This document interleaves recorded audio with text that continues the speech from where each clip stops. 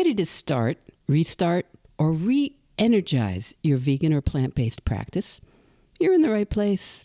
I'm Michelle Olander, and this is Vedge Your Best. Episode 185, I Could Never Go Vegan, with documentarian Thomas Pickering.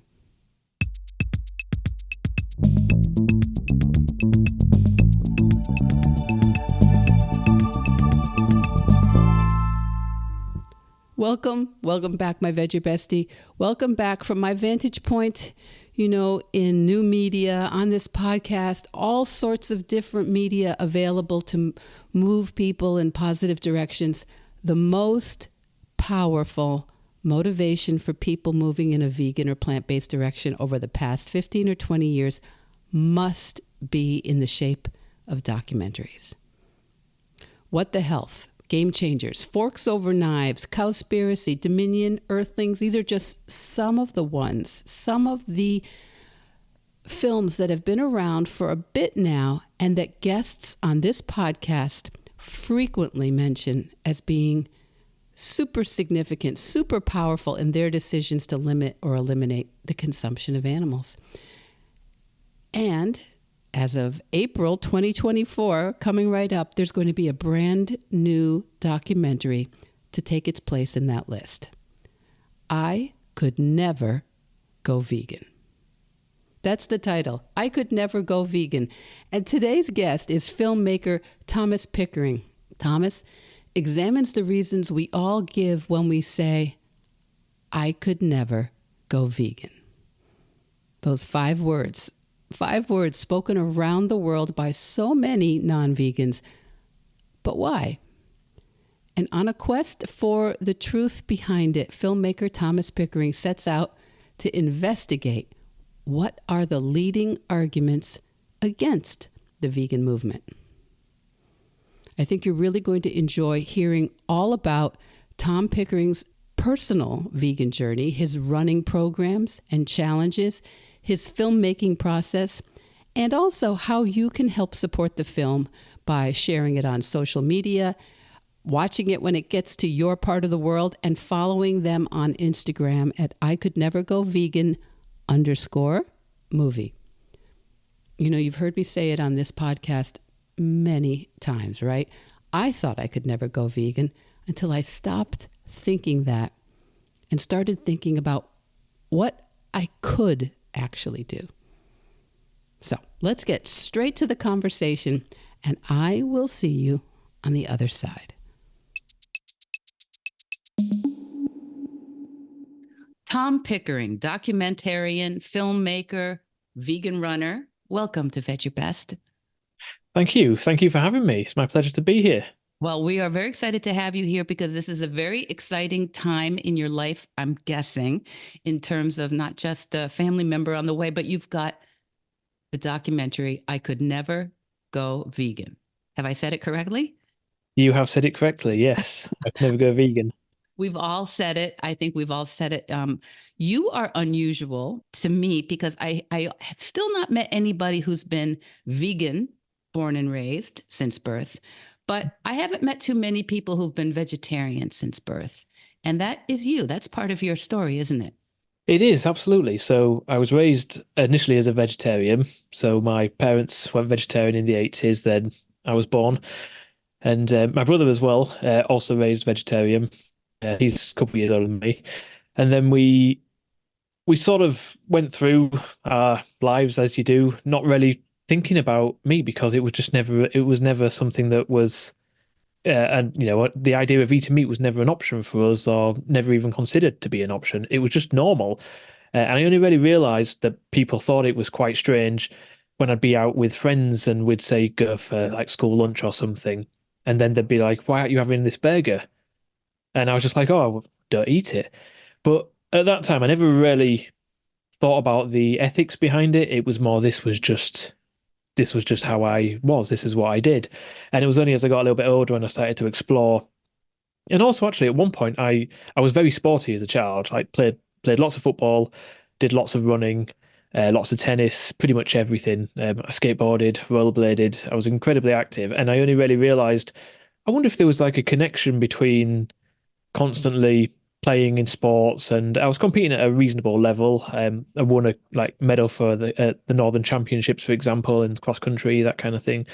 Um, and I only really realized, I wonder if there was a connection between the way I was brought up and, not having animal products, or at that point not having meat, um, and the sports I was doing. And then when I explored that a bit more, I realized at some point in my 20s that cow's milk really wasn't doing things for me. And I think I sort of tested it by avoiding having any dairy products, and overnight I felt immediately better. And so from that point on, then I started to look into the ethics of veganism. And when, I saw things that I could never unsee. And after that point, I was like, oh, this is the life for me. I can't justify being involved in that. I thought I was doing great things as a vegetarian, but I kind of realized the horrors of the dairy industry, the egg industry, just not something I wanted to be a part of. And so from that point on, I went onto a vegan path, and then felt the health benefits that life would offer. And yeah, I've been the same ever since.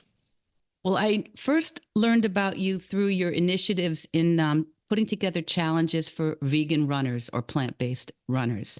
And I know that you were a bit inspired, or I imagine you were a bit inspired by Veganuary, and wanted to help people also move, not just with their choices of how they shop, buy, eat, but also to see that it was actually going to be a benefit for them. Tell me a little bit about what came into, before we talk about the movie, which I want to, the documentary. I want to hear a little bit about where you come from. So tell me about what happened with your challenges for plant-based running. Well, initially, a lot of people overcomplicate things, I think, with regards to fitness. And I think there's so much evidence to suggest that just moving, daily movement is incredibly good for us. And I think a lot of people don't understand it, or maybe it's just they've never really put any thought into actually actively going and doing something. Or maybe, as I say, they've overcomplicated it and thought, well, I can't go for a really hard run. I can't get to the gym. I haven't got time. I'm just not going to do anything. So, and really, I wanted to show that it could be incredibly simple, and the benefits are undeniable if we just, whether it's going out for a dog walk, whether it's just going out for a stroll on your dinner hour at work, whatever it might be, just trying to incorporate that into your life, adopt this really healthy habit. And so I was trying to combine that with the power of plants effectively, because I'm such an advocate for this way of living, and I honestly believe I'm so much healthier as a result of that. I feel like I'm a faster runner because of that. I feel like I'm stronger when I go to the gym and lift weights because of that. And so it was trying to bring these two aspects together.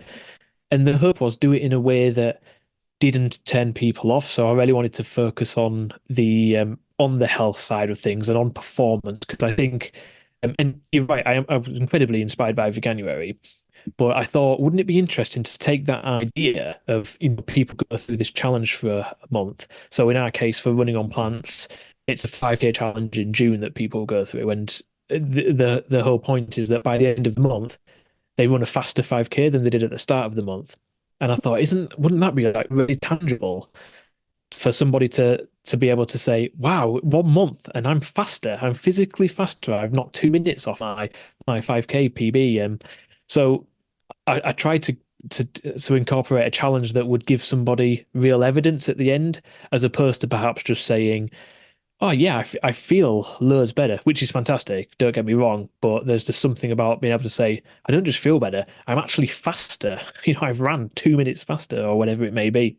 So that was how the idea was born. And I love running. I've ran since I was 8 years old, from like a fairly competitive level, um, and I love this compassionate way of living and eating plants. And so it was combining these two loves and trying to help people feel that benefit, because I do believe when you feel the benefit, you're more likely to stick with this way of life.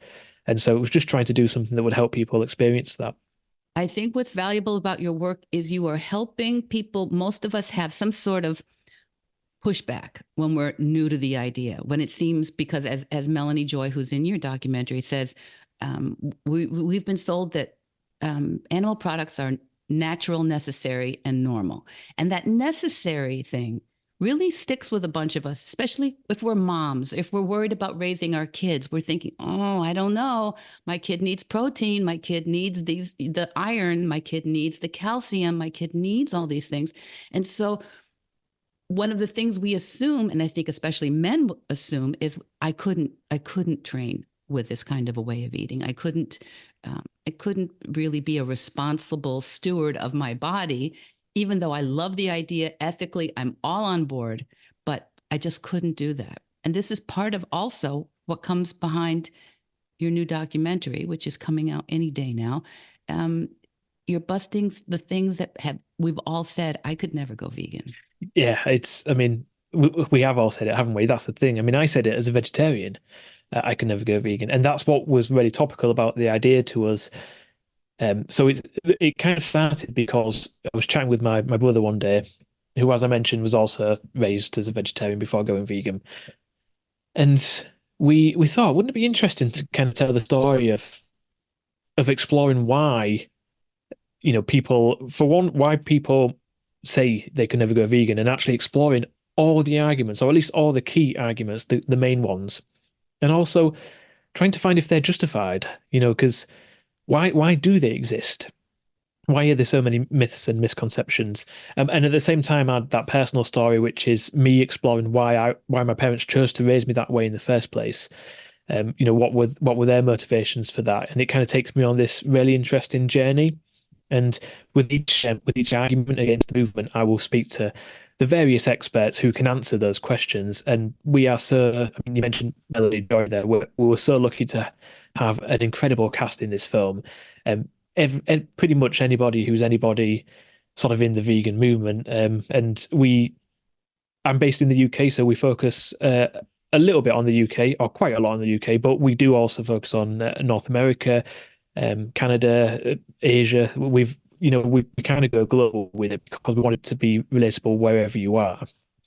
And so we're so fortunate that we speak to these people, and we really do get to the bottom of these points. And I'm just so happy with the final product in terms of the film that we have, the message that it kind of projects out to the world. And I can't wait to get to the premiere in April and hear what everybody thinks. Do you have a date for the premiere? Yeah, so the London premiere is April 10th.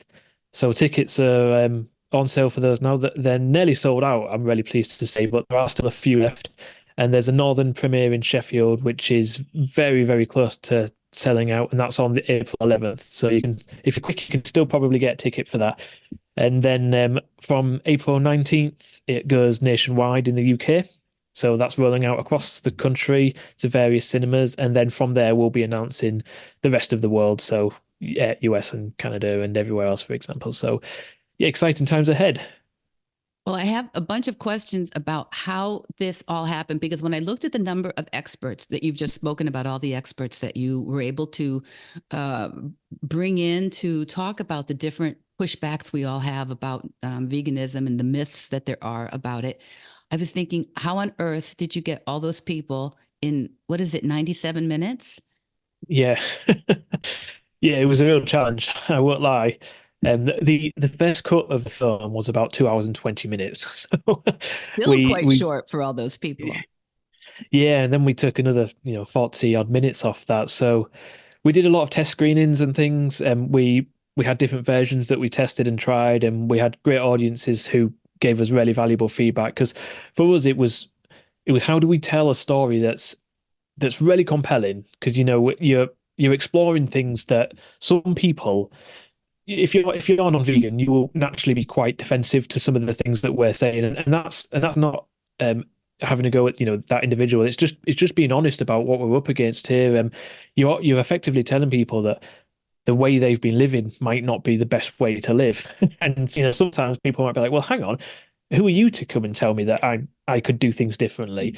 So we wanted to be really conscious of that and actually try and present all the information in such a neutral way that you watch it and it's not like you're having this forced upon you. It's actually the information's there and you can then make your own decision.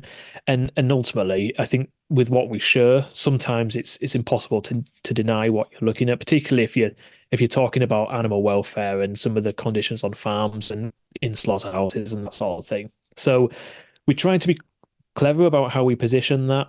And we also try and do things in a way that's, where possible, we bring in some humor, some light relief. So it takes people out of the, this idea that vegans are so serious. We want to show, we can enjoy ourselves as well. And we're acknowledging that, we're just trying to promote living in the most kind and compassionate way and actually do what's right for us as humans, what's right by the animals, what's right for the planet, and ultimately what could be wrong with that. So we just wanted to tell the most convincing story that hopefully leaves a lasting impression on the viewer. So for people who sometimes tell me, I think I've spoken about this. There are some people who know me very well and are very supportive of what I do, but they don't listen to the podcast because they are like, Michelle, I don't want to hear it. I just don't, I love you. I don't want to hear it. I don't want to feel bad all the time. And I do think that is something, there is that, I'm glad you've said that you try to include a neutrality to the message and a not moral neutrality, but a neutrality to the presentation of the message. And some, upbeatness to it, because a lot of us, if we are focused on the horrors of it, which do exist, we might just want to, curl up in a closet and put blinders over our eyes and not think about it because it just seems overwhelming. So I've so enjoyed this new kind of generation of activists who are coming at it from whatever positive place they can, because we need to believe we can do it before we can do it. Exactly. And one thing I think we need to remember as well is what works for one person in terms of helping them transition to veganism might not necessarily be the right way for another person. So there is a place for all kinds of activists in the world, I think. We were very particular in how we structured the film because, to the point you alluded to there, we didn't want to jump in with really hardcore animal welfare footage and people just turn it off immediately. So we opened the doc quite light-hearted. We focus on athletes because it's quite fun. We're following different athletes who are doing amazing things. We speak to doctors, nutritionists, health experts, because that side of thing, I think people tend to be more receptive to. Most people who you speak to will probably acknowledge that there's something in their life they could do a bit better with regards to maybe their health. Whether it's or having one, fewer cheat meals, or whether it's not having that glass of wine at a weekend, or whatever it might be. People tend to be a bit more receptive to hearing that than they do if you were to say to them, what you are doing is actually causing destruction here, and and you are single-handedly to blame for for this particular deforestation, or as a really ridiculous example. But then there's a way to communicate which is people like Dr. Melanie Joy are experts at that, and I'm forever inspired by them in the way they do it. It's understanding how to reach a particular person, isn't it? Like if I have friends, for example, who I know are perhaps quite like sporty, I'll maybe try and reach them with that particular argument, and I'll be like, actually, I feel since I went vegan, there was a real lack of inflammation in my body. I was getting an abundance of plant protein, and actually, I had way more energy. Have you ever considered that side of things to try and elevate your particular sport? And maybe that way works rather than going down the welfare route, for example. So I think it's almost a skill in its own right to understand how to communicate with someone. And I'm constantly learning and trying to be better in that. But, as long as we're trying to improve and understanding that and knowing that, well, how I spoke to this previous person might not work with this person, that's the best we can do. And we can only keep building on that and try to improve ourselves as well. So that's kind of the philosophy I take. Because so many people are doing extra things that maybe you and I aren't doing out of their concern for something they're very knowledgeable about, something that they understand now that we haven't figured out. I always say when I became vegan, I realized how much I don't know, more than any other thing. I mean, when you go to university, you study, you learn things, you go, oh, there's so much I don't know. But when you go vegan, I think you realize how much about day-to-day life you don't know, about food systems, about the way our society works, about our economy, so our political situation, so much. And I've noticed that young people yes, they're very interested in health, especially if they're sporty or especially if they're trying to make health gains. But they're very, very interested in the environment and in deforestation and in water usage and pollution. And so I'm wondering if you learned anything as a lifelong vegetarian, a longtime vegan, if there was anything that you learned during the process that surprised you. I did. So the health side of things, I felt like I was quite knowledgeable on that. There were bits that I would learn along the way. Um, Definitely in the welfare side because we go undercover in the film, and so I experienced some things that I'd never experienced firsthand in person with my own eyes. And then I kind of certain conditions, certain criteria that is fine for an animal to live in, but then when you witness it, it's truly horrific, and you can't believe that that's like almost a tick box exercise. Particularly in terms of like the enrichment that they will have, or what qualifies as enrichment in factory farms or even in free range farms. So that side of thing was quite shocking to learn. But the most actually I learned was the environmental section. So we kind of split the doc into those three key areas: health, welfare, and environment. And yeah, I learned so much with regards to the environment and the impact of animal agriculture in particular, the sheer use of lands, everything to do with sort of eutrophication, acidification, what grazing actually means in terms of using the resources that the planet has to offer, and how the myths and misconceptions that surround grazing, because people think of that almost at this it conjures up a bucolic image of, oh, isn't it wonderful, these cows roaming around on this field, and the realities are very, very different, which we rarely explore in detail in the film, and the impact that has. Just to throw one random example in, if New Zealand kind of prides itself on the grazing that it offers their cows, and if we were to eat, as in the rest of the world were to eat like the typical New Zealand does in terms of the way the cows graze there, we'd need multiple planets just to support the food production. So it's things like that. You kind of hear it, and then you look into the science behind it, and it blows you away. And you kind of realize there's a serious issue, and we have a broken food system that really needs fixing. And it's the same with regards to government subsidies, particularly in the UK. So we looked a lot into subsidies in the UK. It's the same. I mean, it's a similar story in America, but if I focus specifically on the UK, um, certain parts of the industry are propped up, literally propped up from subsidies by the government, and you kind of question how in it on any planet can this be sustainable? And obviously the answer is it isn't sustainable. But it's why aren't we doing more to kind of fix this? Why aren't we actually working with farmers for a food system that actually supports life and that we can thrive on, that doesn't rely on pesticides and fertilizers, and trying to address these issues that could actually fix the healthcare crisis that we're also in as well, and actually help people on a global level. And we go into that as well. I don't want to effectively spoil too much, but we do explore all of these themes and why we think they exist, and then we actually look into the rationale behind them. So I'm really proud of the research that and the detail that we go into for that, and the fact that we still keep the runtime down. So hopefully it feels like it's really fast paced and people aren't drifting off in any areas, and we make it as so it's actually relatable and understandable. Because one thing I wanted to be sure of is that we didn't fall down the rabbit hole of all these buzzwords and making it so confusing that the viewer's lost in the process, and the viewer effectively is with me on the journey. That's how we wanted it to feel, and I'm learning things as they're hopefully learning things, and we're on this journey together.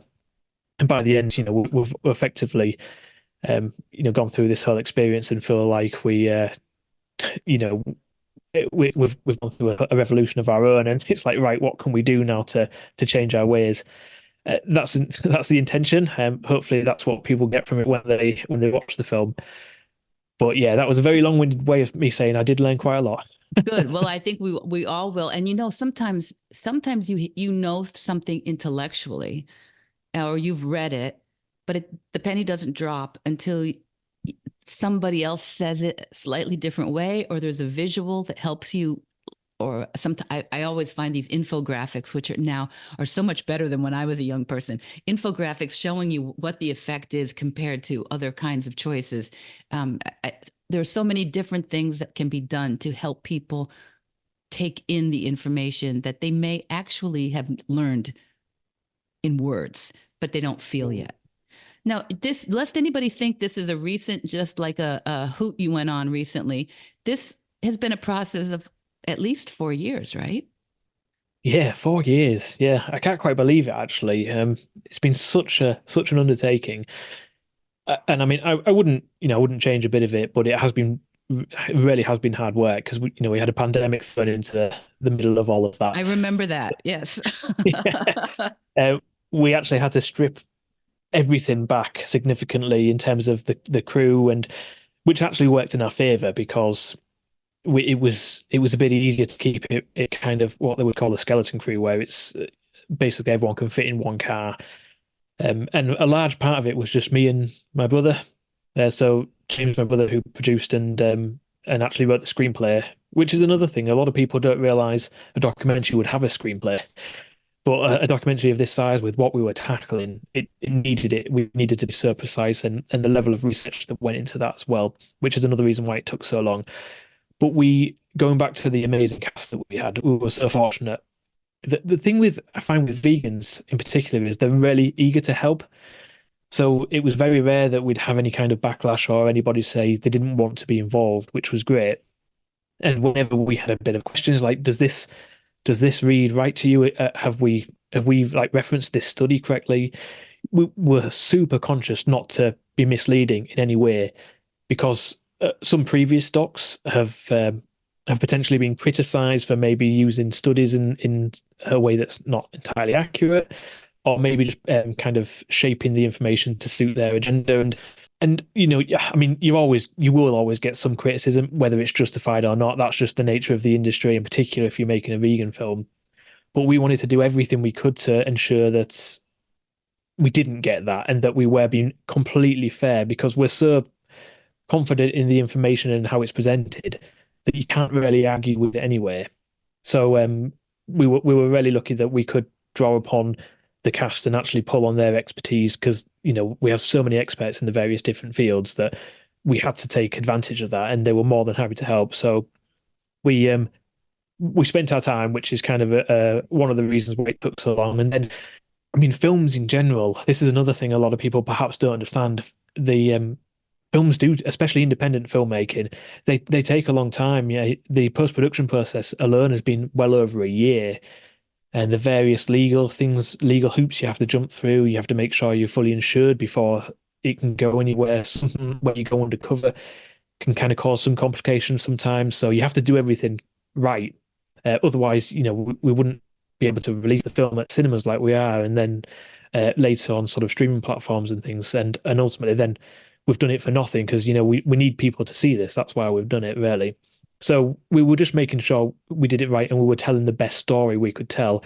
And we just had to have a bit of patience and know that we would eventually get there. And now we have. Did you do the editing, or did you have another editor? Yeah, so my actually main sort of job is I'm a director and an editor. So which pairs quite nicely with James, who is a screenwriter and a producer. So we were quite a good team together for that reason. So I did all the editing. And to be honest, I'm glad I did, because it was a huge, huge job to edit. I can't describe how many hours of footage we had. And just going through it all, like if we'd have paid an additional editor to come on, it would have cost probably the entire budget just for them to go through it and to edit everything. So yeah, it worked out well that it was me editing. But that's something I'm really, I've been doing that for years, so I was really confident with that side of things. So for the filmmaker, documentarian nerds out there, I was told, please ask what materials he used, what kind of camera, what did he use for kit? Interesting. So, nobody's asked me this yet, so it's nice to have that question. I'm a big fan of Panasonic cameras, particularly in the world of independent filmmaking, because I think you can really push the boundaries with them. They probably overperform. So I use the Panasonic Lumix S1H as my main A camera.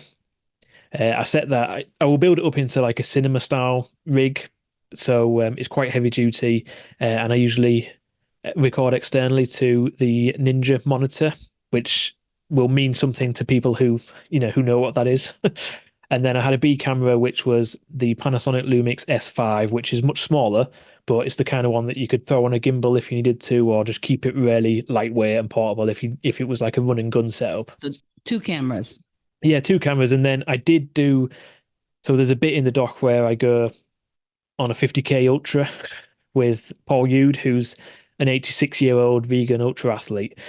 And for that, I knew I was going to be self-recording that because we were doing this 50K course and we couldn't get like a camera team access or anything.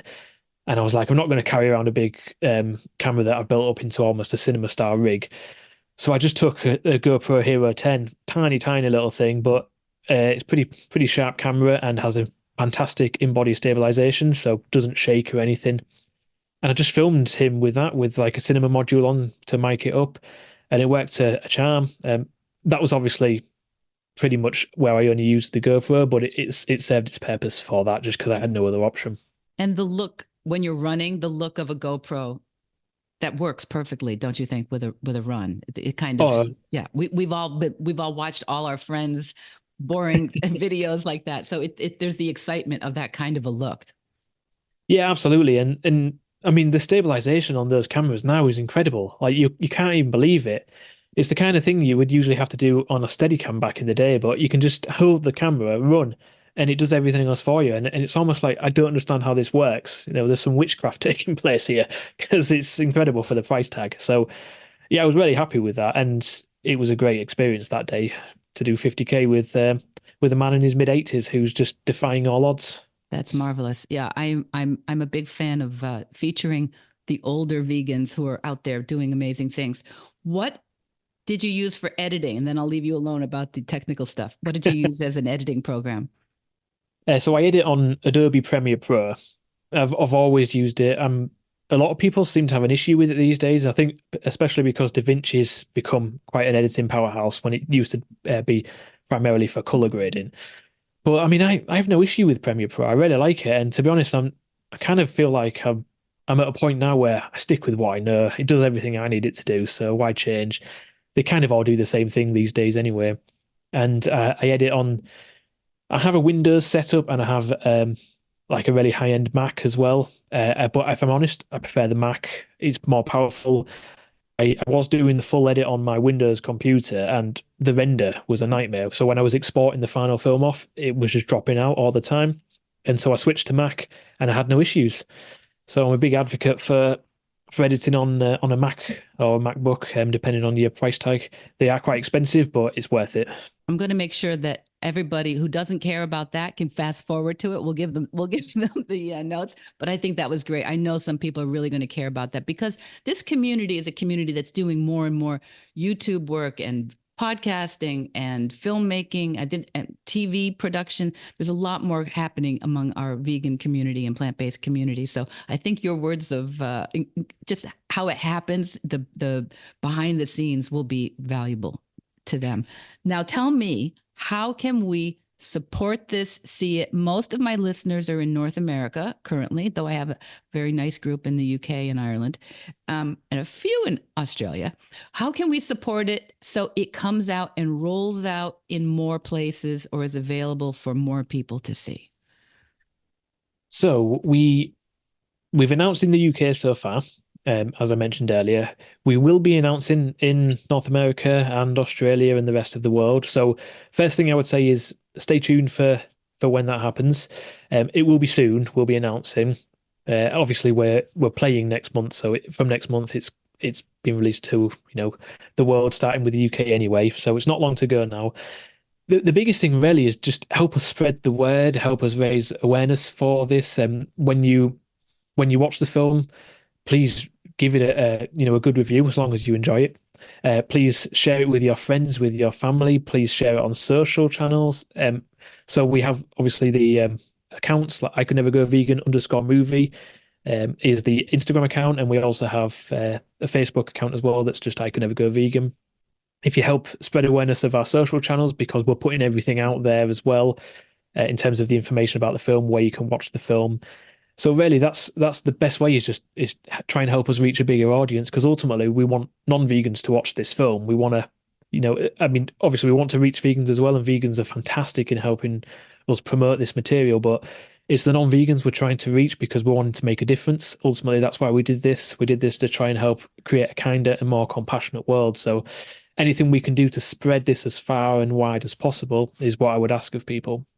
So we'll be linking your Instagram, your Facebook, and your website to everybody. That'll be in the show notes. And we'll on my Instagram channel, which is where I'm most active, we'll keep sharing the things as you post them. So we'll try to, and everybody can do that. It's not just me that can do that. Everybody with a Facebook or an Instagram, when you see I Could Never Go Vegan, the movie, come through, you can just share that and share it with your whole group, not just all your vegan fellow travelers. We can all just have, even just, I think that title is just a title that opens up a little idea of like, oh yeah, no, I couldn't, but even if you still think no, just that question might wiggle in behind some of our, in our unconscious of our friends and family.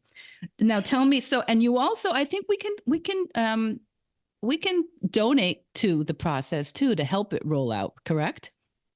Yeah, we so on our website, people can donate to us, and we've had some wonderful people donate on there, which we're eternally grateful for, because we we wouldn't have been able to make the film without grants and donations. That's ultimately how we were able to do this. And so we're fortunate that there are just some truly, truly remarkable people out there who are so happy to help the cause. So if you are kind enough to donate, you can do that through the website, which is just icouldnevergovegan.co.uk. And as I say, we'll be eternally grateful for that. That's great. That's great. So now what is next? If you can get through the next couple months, what's next? Well, so I'm hoping really throughout the rest of this year we can just have such a big impact with this. So and we're going to throw everything at it to try and really make a difference. So it's doing as much as we can for the film. I am also going to become a father in May, so we'll be spending some time getting used to that, figuring out how to do that. But so I'm maybe very that's excited. enough. Yeah. And then I've got other projects. So we've got the Running on Plants campaign again in June. So that's the big 5K campaign, which I'm super excited about, because that's helping people really take control of their health, and it's great to hear the various stories about how much better people feel when they get involved in that. So we'll definitely be looking forward to that.